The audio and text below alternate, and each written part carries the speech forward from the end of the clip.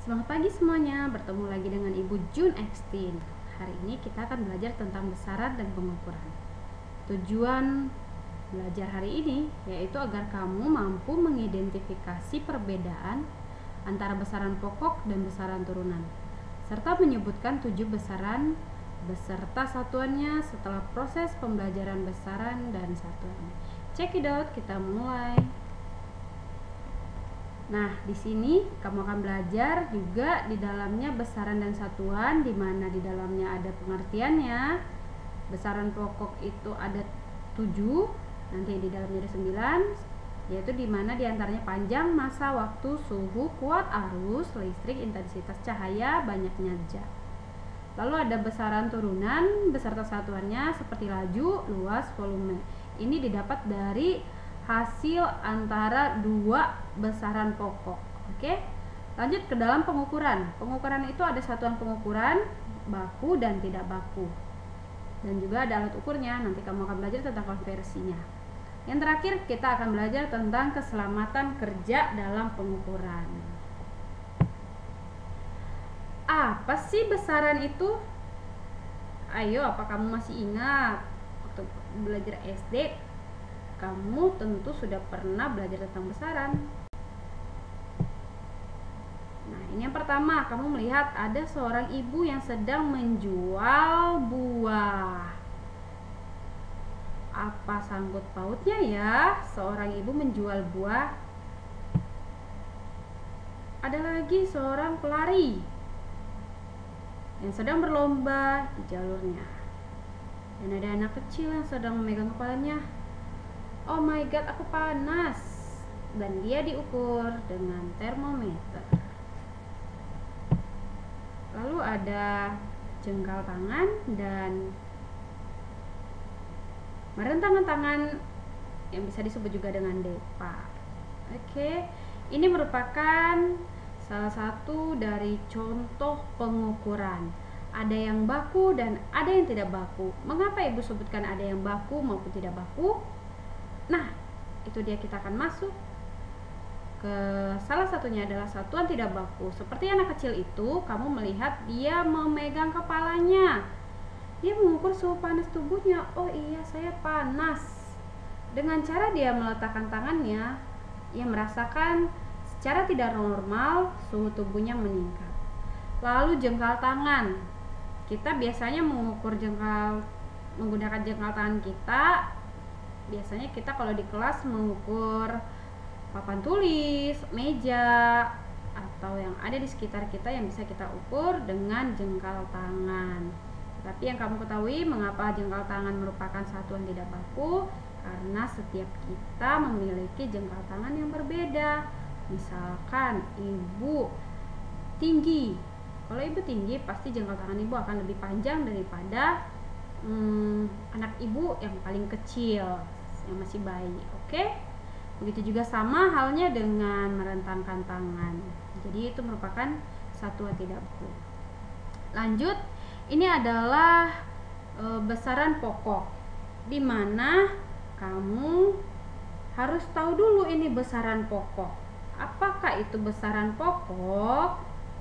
Besaran pokok adalah besaran yang satuannya sudah ditetapkan atau terdefinisi terlebih dahulu. Jadi besaran utama itu adalah besaran pokok ya. Ini harus kamu ingat. Panjang, satuannya meter, massa, satuannya kilogram, waktu, satuannya sekon, kuat arus listrik, satuannya ampere, suhu, satuannya Kelvin, intensitas cahaya, satuannya kandela, jumlah zat, satuannya mol, sudut bidang datar, satuannya radian, sudut ruang, satuannya steradian. Oke, ini adalah besaran pokok. Dia hanya ada satu nama dan satuannya hanya satu. Sedangkan kita masuk ke besaran satuan atau besaran turunan adalah besaran yang satuannya diturunkan dari satu atau lebih satuan besaran pokok. Seperti luas, itu ada dua besaran pokok seperti panjang dan lebar.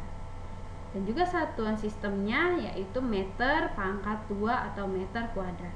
Begitu juga volume, ada 3 besaran pokok, ada panjang, lebar, dan tinggi. Satuan sistemnya meter pangkat 3. Kalau ada massa jenis dibagi dari 2, massa dan volume. Volume juga banyak ya, seperti yang ada yang di atas. Selanjutnya bisa kamu baca. Nah, ternyata ada bedanya besaran turunan dan besaran pokok ya. Lalu kita masuk ke sistem satuan internasional. Nah, yang tadi Ibu bilang ada satuan standar baku dan tidak baku. Dan sekarang kita seperti biasa di dalam hal pengukuran, kita harus menggunakan satuan baku, yaitu satuan internasional, di mana seluruh dunia di sudut bumi kita harus menggunakan satuan tersebut.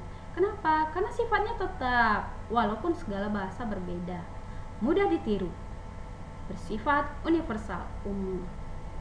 Lalu sistem yang digunakan dalam dunia pendidikan dan pengetahuan yaitu untuk sistem metrik besar atau MKS, meter, kilogram, sekon.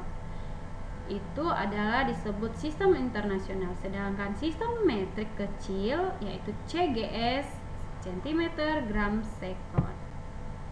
Lalu kita akan masuk ke konversi satuan panjang, massa, dan waktu. Di sini kamu melihat ada tangga ya, ada tangga panjang, tangga massa, dan ada waktu. Kamu sudah belajar ini waktu SD. Dimana pada saat dia naik tangga dari milimeter ke sentimeter atau dari sentimeter ke desimeter, maka dia harus dibagi berapa? 10. Sedangkan kalau kilometer ke hektometer itu lanjut lagi, misalnya dari hektometer ke dekameter, maka harus dikalinya berapa? 10. Berlaku kelipatan ya, misalnya kilometer ke hektometer lalu ke dekameter, maka dia akan dikali 100. Berlaku juga pada massa. Sedangkan untuk waktu, kamu harus ingat.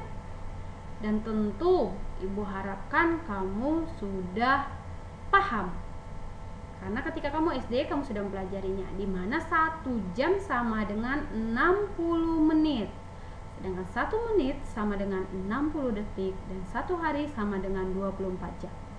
Jadi 1 menit 60 detik, 1 jam berapa detik? 3600.